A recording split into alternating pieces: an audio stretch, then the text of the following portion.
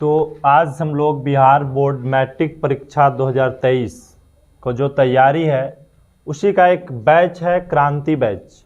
और क्रांति बैच के अंतर्गत हम लोग क्या क्या सीखेंगे और क्या क्या पढ़ेंगे, तो यहाँ सब लिखा हुआ है कि 2011 से लेकर के 2022 तक प्रीवियस ईयर पर आधारित प्रश्न होंगे। मतलब आप क्रांति बैच में जो भी मैथ का प्रश्न देखेंगे वह 2011 से लेकर 2022 तक किसी न किसी वर्ष में पूछा गया प्रश्न होगा। ठीक है, ये मैथ का क्रैश कोर्स का जो सीरीज 30वां चल रहा है, तो ये प्रीवियस ईयर पर है। अब देखो प्रीवियस ईयर हम लोग इसलिए पढ़ रहे हैं कि पहले आज से पहले कैसा कैसा प्रश्न पूछा गया है, किस टाइप के प्रश्न बोर्ड एग्जाम में पूछे जाते थे, उसी सभी प्रश्न का डिस्कशन हम लोग यहाँ पे करेंगे।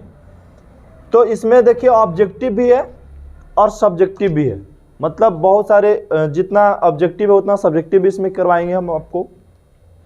तो सबसे पहला बात करें कि निम्न में कौन परिमेय संख्या है। ऐसे तो लगता नहीं कि बोर्ड एग्जाम कभी नहीं पूछेगा, पूछना 100% तय है।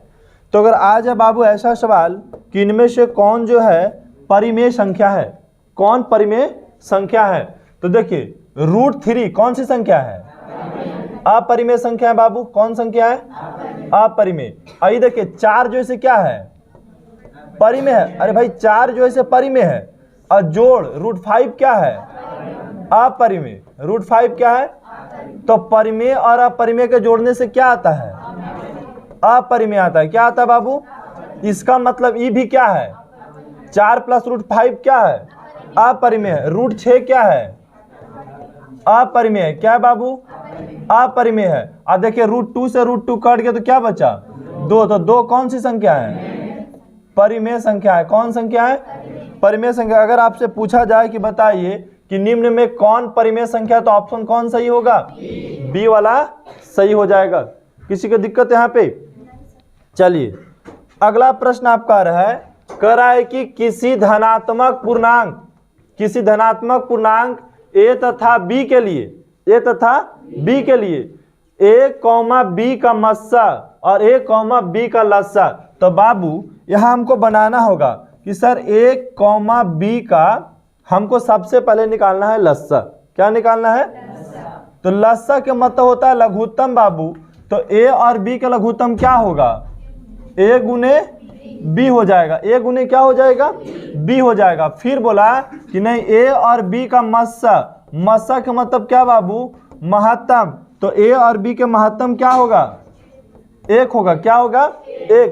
तो प्रश्न में बोला कि लस्सा गुने मस्सा बताइए। तो हम लस्सा निकल के ये आया, मस्सा ये आया, तो 1 में a गुने b करेंगे तो क्या आएगा? a गुने b ही आएगा। तो ऑप्शन कौन सही हो गया? सी सही हो गया। चलिए अगला प्रश्न कह रहा है कि घात 1 वाला बहुपद क्या कहलाता है? हाँ, जिसका घात 1 होता है वो क्या कहलाता है? रैखिक बहुपद कहलाता है। अगला प्रश्न की बात करेंगे कि त्रिघात बहुपद का सबसे व्यापक रूप। मतलब यहाँ पर प्रश्न थोड़ा सा गलत है। त्रिघात बहुपद का व्यापक रूप है ना? त्रिघात बहुपद का व्यापक रूप क्या होता है बाबू? ax³ + bx² + cx और +d। लेकिन a कभी भी 0 नहीं होना चाहिए। a कभी भी 0, तभी क्या कहलाएगा? त्रिघात बहुपद कहलाएगा। तो ये त्रिघात बहुपद का व्यापक रूप कहाँ मिल रहा है? ऑप्शन सी में। तो कौन सही हो जाएगा? सी वाले ऑप्शन सही हो जाएंगे। अगला प्रश्न की बात करते हैं कि सर sin a = 3/4 दिया है। क्या दिया बाबू? sin a = 3/4। हमसे पूछा गया cos a का मान बताइए। किसका? तो हमको पता है कि सर sin a का फार्मूला होता है लंब बटा में क्या होता है? कर्ण होता है। क्या होता है? कर्ण। अब देखिए लंब पता है 3 और कर्ण पता है 4। क्या आपको नहीं पता है? आधार। तो निकालोगे ना बाबू आधार। आधार का फार्मूला क्या होता है? √ कर्ण का होल स्क्वायर माइनस लंब का होल स्क्वायर। अब कर्ण कितना है बउआ?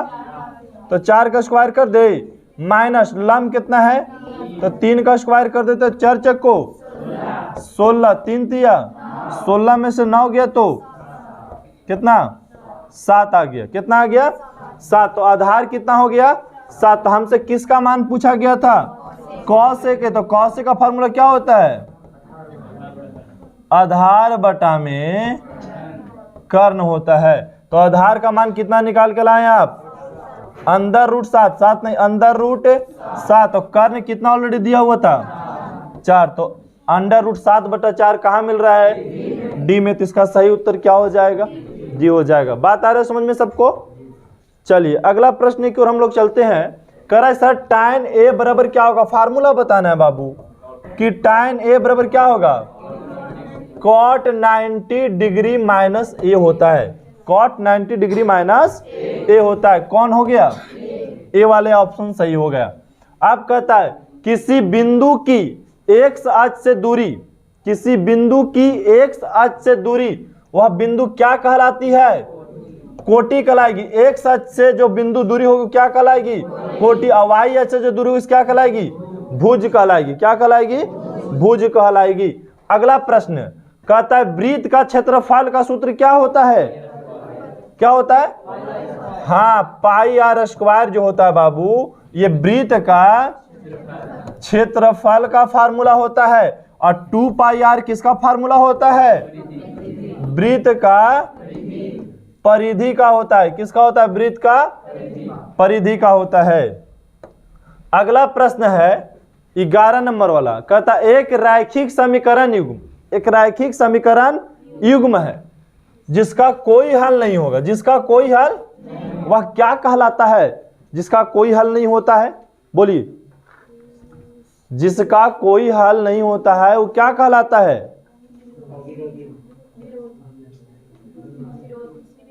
विरोधी। और क्या कहेंगे और उसको हम क्या कह सकते हैं बोलिए। विरोधी तो कहेंगे लेकिन और क्या बोलेंगे उसको असंगत बोलेंगे। हाँ तो चलो यहाँ पे उत्तर लिख देते हैं कि सर विरोधी भी बोल सकते हैं इसको हम।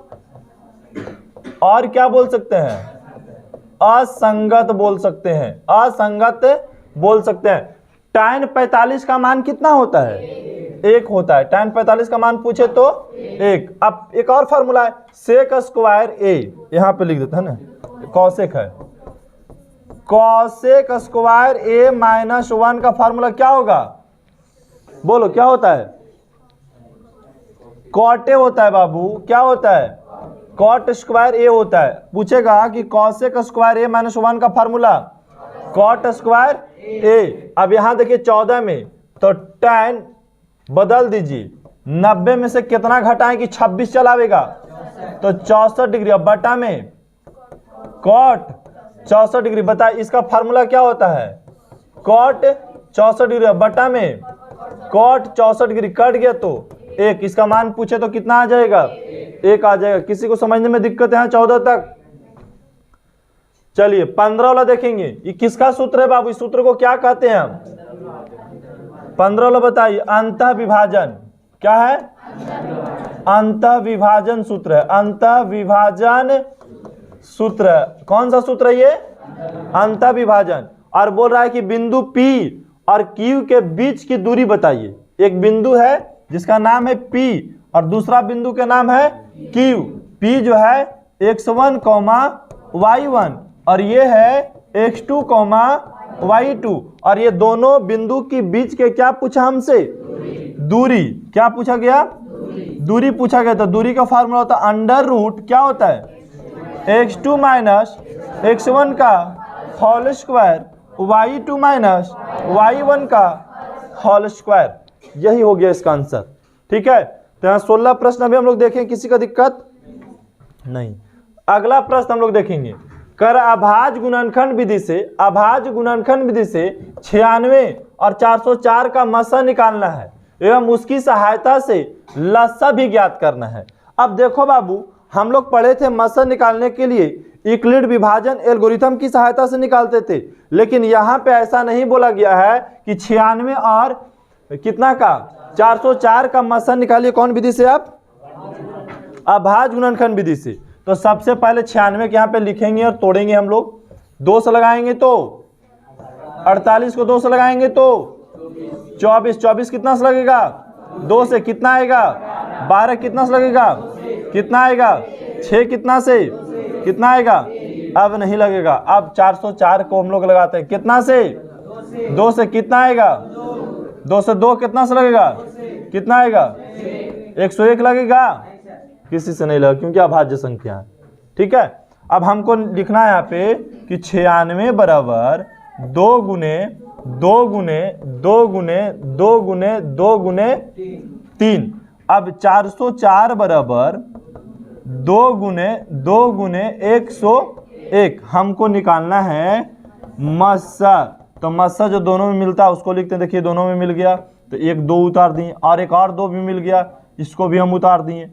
अब नहीं कुछ मिला तो मस्सा हो गया 2 दूनी 4, लेकिन हमको मस्सा की सहायता से अब लस्सा भी निकालनी है। क्या निकालनी है, लस्सा। लस्सा मतलब लघुत्तम, जो दोनों में मिला पहले उसको तो लिख ही दो, है ना। उसके बाद क्या है, तो फिर जो बचा सबको लिख दीजिए, 2 गुने 2 गुने 2 गुने 3 गुने 101। अब सबको गुना कर दीजिए, जो भी आएगा वो क्या निकल गया, लस्सा निकल गया। और इस विधि का क्या नाम है, अभाज्य गुणनखंड विधि नाम है। क्या नाम है, अभाज्य गुणनखंड विधि नाम है। किसी को दिक्कत यहाँ पे? चलिए अगला प्रश्न हम लोग देखेंगे, फिर वही प्रश्न आगे ना। चलो यहां पे बताया जा रहा है कि बिना लंबी विभाजन प्रक्रिया की बताएं कि 7/80 परिमेय संख्या का दशमलव प्रसार शांत होगा या अशांत। तो 7 का गुणनखंड तोड़े तो 7 आया, 80 के तोड़िए 2 गुने 2 गुने 2 गुने 2 गुने 5, यही होता है। अब हम लिख सकते हैं 7 बटा में 2 पे पावर 4 और 5 पे पावर 1। लिखेंगे कि हर जो है 2 पे पावर n गुने 5 पे पावर m के रूप का है ना, रूप का है। इसलिए 7/80 का है ना दशमलव प्रसार क्या है, शांत है। चलिए अगला प्रश्न कह रहा है कि 15, यहां देखिए सोल्व करेंगे। कॉट ए बराबर हम लिख सकते हैं 8/15 लिख दिए। अब कॉट का फार्मूला क्या होता है, क्या होता है, आधार बटा लम होता है। हमको निकालना क्या होगा, कर्ण निकालना होगा। क्या निकालना होगा, कर्ण का फार्मूला क्या होता है, लंब का स्क्वायर प्लस आधार का स्क्वायर। अब बताइए लंब कितना है बाबू, 15 है, 15 का स्क्वायर। अब आधार कितना है, 8 का स्क्वायर। अब 15 का स्क्वायर करेंगे तो 225, अब 8 का 64, दोनों को जोड़ेंगे तो 289 का वर्गमूल निकाले तो 17। अब हमसे किसका मान पूछा गया, पहले तो साइन ए का मान पूछा गया। तो साइन ए का फार्मूला क्या होता है, लंब बटा में कर्ण। तो लंब का मान कितना है 15, कर्ण कितना है 17। तो साइन ए का मान 15 बटा कितना आ गया 17। उसके बाद क्या पूछा गया, सेक ए का फार्मूला कर्ण बटा आधार। फार्मूला गलत नहीं बोलिएगा, कर्ण का मान 17, आधार का मान यहां से देख के बोलिए 8। तो 17/8 हो गया सेक ए का मान। किसी का दिक्कत बोलिए। चलिए अगला प्रश्न में हम लोग चलते हैं। इसमें 2 प्रश्न है, तो चलिए पहला वाला बना लेते हैं, उसके बाद नीचे वाला बनाएंगे बाद में हम लोग। कह रहा है कि साइन 3a बराबर में कॉस a माइनस 26 डिग्री, ये न है a माइनस 26 डिग्री। जहां 3a एक न्यून कोण है, जहां 3a क्या है, एक न्यून कोण है। तो बताइए तो साइन 3a के बदलेंगे तो कॉस क्या हो जाएगा 90 डिग्री माइनस 3a हो जाएगा। अगर हम साइन 3a को बदलेंगे, साइन थीटा का फार्मूला क्या होता है, कॉस 90 डिग्री माइनस थीटा होता है ना। फार्मूला लिख दिया, बराबर में cos a minus 26 degree, cos से कॉस कट गया, इधर कितना बचा 90 डिग्री माइनस 3 है, इधर कितना a माइनस 26 डिग्री, इधर चला है तो -3 है तो पहले से है, ये आ जाएगा तो ये भी -a हो जाएगा, और ये -26 डिग्री है और ये चल गया तो -90 डिग्री, ये दोनों जुटेगा तो -4a हो जाएगा, और ये दोनों जुटेगा तो माइनस कितना होगा 116 डिग्री हो जाएगा। अगर a का मान निकालेंगे तो -116 डिग्री बटा में -4, माइनस से माइनस कट गया, 4 से कितना मरतबे कटेगा, बोलिए कितना मरतबे,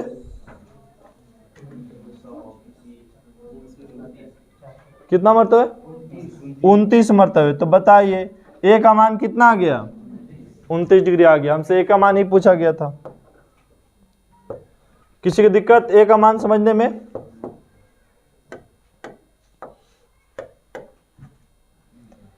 अब अगला प्रश्न क्या बोला कि k का मान निकालना है, जबकि ये बिंदु क्या है संरेख है, तो कौन सा मान k का मान निकालना। एक त्रिभुज ले लो, जिस वर्ष पता है ये क्वेश्चन पूछा गया वो 3 नंबर का प्रश्न होता था उस समय, ठीक है। अब तो सिर्फ 2 और 5 और 1 नंबर का प्रश्न आता है, पहले 3 नंबर का भी पूछा जाता था, तो ये 3 नंबर का प्रश्न है पहले के जमाना का ये। तो a क्या है, a कितना है बाबू 2,3, 2,3, देखो तो बाहर वहां पर छोटा हो रहा है, 2,3, और b का मान देखिए 4, k, और c का मान देखिए 6, -3, ठीक है 6, -3। अब यहाँ पे देखेंगे कि सर a का निर्देशांक, यहाँ लिखो बढ़िया से, a का निर्देशांक कितना दिया है, दिया है 2,3, यही नहीं दिया हुआ है।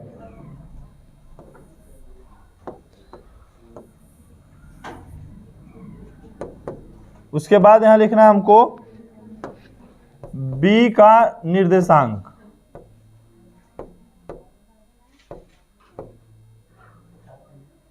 b का निर्देशांक कितना दिया हुआ है 4, k, फिर c का निर्देशांक कितना दिया हुआ है, कितना है 6, -3। अब यहां से मान लो सर एक x1 है 2, x2 है 4, x3 है 6, देखो बाबू ये x1 है, ये x2 है और ये x3 है। बात करते हैं अब y1 का, तो y1 का मान 3, y2 का मान k, y3 का मान -3 हो गया। अब हमको लिखना है कि त्रिभुज का क्षेत्रफल है ना, तो 1/2 x1 bracket y2 minus y3 plus x2 y3 minus y1, थोड़ा सा इसको छोटा करके इधर कर देते हैं अब, ठीक है। अब plus x3 y1 minus y2 bracket बंद कर दिए। अब बताइए अगर ये बिंदु संरेख है तो इसका मतलब कि त्रिभुज का क्षेत्रफल 0 है। अगर ये तीनों बिंदु संरेख है तो इसका मतलब त्रिभुज का क्षेत्रफल 0 है, तो त्रिभुज का क्षेत्रफल की जगह पे क्या रख दिए हम 0 रख दिए, 1/2। अब x1 का मान कितना है बाबू, यहां से देख को बोलो कितना है 2, y2 का मान k हो गया, और y3 का मान -3 है, यहाँ भी माइनस तो एक बार +3 लिखा जाएगा, ठीक है। अब x2 का मान 4, y3 का मान और y1 का मान 3, और x3 का मान 6, y1 का मान 3 और y2 का मान के, ब्रैकेट बंद कर दिए। 0 बराबर 1/2, यहाँ देखिए गुना करेंगे तो 2k, यहाँ से गुना करेंगे तो 3 दूनी 6। अब देखिए दोनों के जोड़ देंगे तो -6 आ जाएगा, अब -6 में 4 से गुना करेंगे तो -24 हो जाएगा, यहाँ गुना करेंगे तो 6 तिया 18, यहाँ से गुना करेंगे तो -6 के। अब आपको जाती जाती हल करना हो जाएगा, ठीक है। अब देखिए 2 के है, यहाँ -6 के है, तो घट के कितना बचेगा -4 के बचेगा।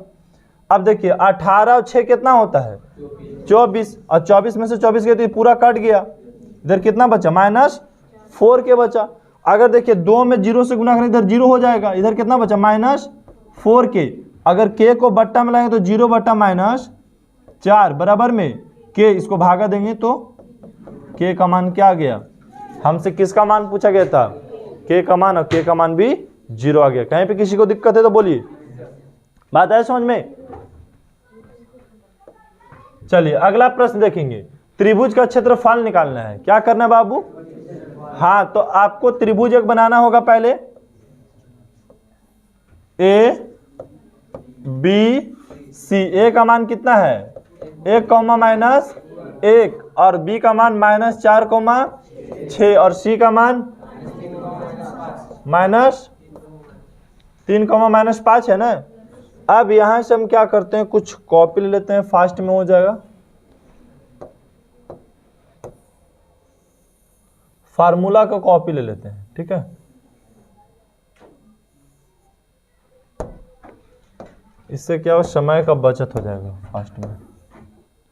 चलिए अब यहाँ पे खाली लिखना है हमको, ए का निर्देशांक कितना दिया हुआ है 1, -1 और बी का और सी का -5। अब यहाँ देखिए x1 का मान लिखेंगे तो x1 का मान कितना 1, x2 का मान -4, x3 का मान -3। अब बताइए y1 का मान और y2 का मान 6, सिर्फ प्लस 6 ना, और y3 का मान -5, कॉमा दे देना है बीच में। चलिए त्रिभुज का क्षेत्रफल पूछा तो त्रिभुज का क्षेत्रफल का फार्मूला यहाँ पे हम लिख दिए। अब चलिए 1/2, x1 का मान कितना होगा 1, और y2 का मान +6 और y3 का मान -5, और यहाँ भी माइनस, तो एक ही बार क्या लिख दें हम +5 लिखें। बताओ बाबू x2 का मान, तो यहाँ -4 ही लिखा जाएगा, और y3 का मान -5, y1 का मान -1, और फार्मूला में भी -1 है तो +1 लिखा जाएगा, और x3 का मान -3, और y1 का मान -1, और y2 का मान 6, ब्रैकेट बंद कर दिए, ठीक है। 1/2, 6, 5, 11 में 1 से गुना करेंगे तो 11 आ जाएगा, है ना। और ये देखिए यहाँ पे कैलकुलेशन करेंगे तो -4 बचेगा, अब -4 में -4 से गुना करेंगे तो +16 हो जाएगा। यहाँ देखिए -7 हो जाएगा, अब -7 में -3 से गुना करेंगे तो 7 21। सबके जोड़ दीजिए, सबको जोड़ के ब्रैकेट से बाहर निकालना है, तो कितना हो जाएगा 48, और काटेंगे तो 24 इकाई हो गया। त्रिभुज का क्षेत्रफल कितना निकल के आ गया 24 आ गया। चलिए अगला प्रश्न देखेंगे, एक वृत्त के चतुर्थांश का क्षेत्रफल ज्ञात कीजिए जिसकी परिधि कितना दिया। मान लेते हैं कि सर ये वृत्त है और इस वृत्त का परिधि हमको दिया गया है, परिधि दिया गया है कितना सेमी बाबू 22 सेमी। तो वृत्त का परिधि का फार्मूला होता है 2πr बराबर 22 सेमी, 2πr बराबर 2, पाई का मान 22/7, r बराबर में 22 सेमी। ये 22 से 22 ऊपर काट दिए तो कितना बचा 2/7r, अब बराबर में 1 सेमी। तिरछा तिरछी गुना कर दो तो ऊपर चल जाएगा 7 सेमी और नीचे चला आएगा 2, 7/2 हो जाएगा। तिरछा तिरछी गुना करे तो त्रिज्या कितना पता लगे 7/, लेकिन हमसे क्या पूछा वृत्त का चतुर्थांश है ना, चतुर्थांश का क्षेत्रफल का फार्मूला बोलिएगा 1/4 πr स्क्वायर। तो 1/4 गुने पाई का मान और r का मान 7/2 सेमी गुने 7/2 सेमी। ये तो 7 से 7 पहले खत्म हो गया। अब 22 और 7 में गुना करेंगे तो 154 सेमी स्क्वायर, नीचे गुना करेंगे तो 2 दूनी 4 और 4 चौको 16, 154/16 सेमी स्क्वायर आंसर आ जाएगा चतुर्थांश का क्षेत्रफल। किसी का कोई दिक्कत? चलिए इतना ही प्रश्न आज था, ठीक है। आज शॉर्ट प्रश्न लिए, बाकी कल ये लॉन्ग लेंगे। पहले देखो तरीका समझो हम लोग के इस कोर्स में करेंगे क्या क्या, कैसे कैसे हम लोग कंप्लीट करेंगे। तो 2011 से लेकर के 2022 तक जितना बिहार बोर्ड